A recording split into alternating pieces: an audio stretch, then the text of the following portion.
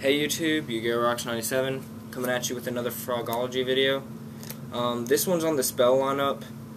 I'm just going to do the whole spell lineup because this deck is Frog monarchs in general are very high oriented on their monster count. So I can just put all the spells into one video. And yeah, this is like one of the more confusing parts about building the deck because there's just a lot of stuff that even now, even after playing the deck for a year and a half, the spell lineup, it changes more than the monster lineup does, and it just changes all the time, and it really just comes down to preference on a lot of things in the spell lineup. But I'll show you my spell lineup. It's only 11 cards. I run 29 monsters, 11 spells in my main deck, so 2 Duality, 2 Econ, 2 Soul Exchange, 2 MST, Heavy, Dark Hole, Reborn.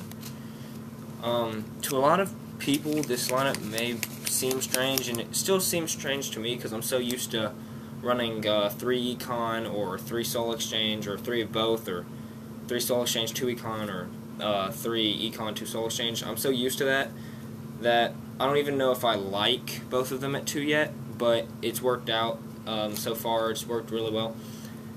But yeah, so number one card I'm going to be explaining, because this is the most controversial spell in Frog Monarchs, Duality. Now, I recommend this card a whole lot. I think it does so much for the deck, and I think it's absolutely needed. Not like to win or anything, like you can still have a successful Frog Monarch deck without Duality, but if you watched my other how to build them, like I played 2 Dupe Frog, if you saw the Frog lineup, and to get Swap Frog. This does the same thing, except it also can go for hand traps if you need them, and you can go for get Dupe or Swap or Treeborn. It's so many more targets to get the Swap Frog, and then you can get a Monarch if you have like all frogs or hand traps and spells. You can get monarchs, and with Vanity's Fiend, it doesn't really affect the deck. Like, the reason Pot of Duality is so controversial in this deck is because of Treeborn. But even when I don't have Duality, I don't usually special Treeborn if I'm in control of the duel. Like, if I have a 3600 Trag, I'm not just going to special summon Treeborn and risk being torrentialed and losing my Trag if I don't have a backup. So I don't even bring out Treeborn half the time, but this with Vanity's Fiend is just so good because it's like you're just reveal top 3 and it doesn't affect you at all because you can't special summon. And yes, I feel like it's really, really good in the deck. I love this card in the deck. I would never play 3 ever because then I can see it getting cloggy. I played 1 when this was expensive, just simply because I couldn't afford a second one, and I've liked it since way when this was expensive in Frog Monarchs. It's just a really good card in the deck overall, I think. 2 to 3 Econ, very, very, very popular at 3. I love this card at 3. It's one of the best cards in the deck. It goes like Swap Frog, then this card, or like Swap Frog, and this card's tied with Lad, in my opinion. Because it's just brain control. Just win games with this card, and just use it for exceeding, synchroing, tributing, obviously. And like if someone sides Chain Dis or anything like that, and you bring back Treeborn, you can chain this and dodge the Chain Dis. Okay, that was really confusing. Chain this and dodge their Chain Dis, and Treeborn still comes back. That play is really good. And yeah, so Econ is one of the power spells of the deck. I only play 2. I really don't know if I want to play 3 or not. But 2 has just worked amazing so far. 2 Soul Exchange.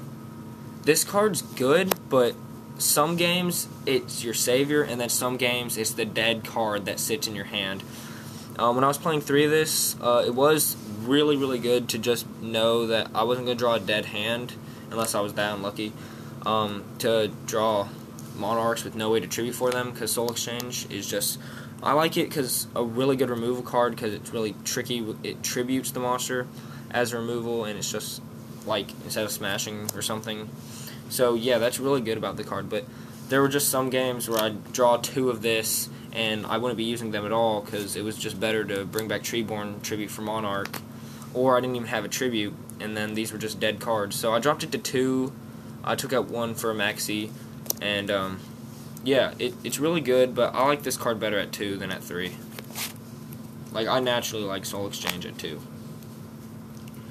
I only play 2 MST. This deck is supposed to run 3, I think, but I only play 2 because I sided the 3rd one because I wanted to put another maxi because windups are windups, and that's all I have to say on that.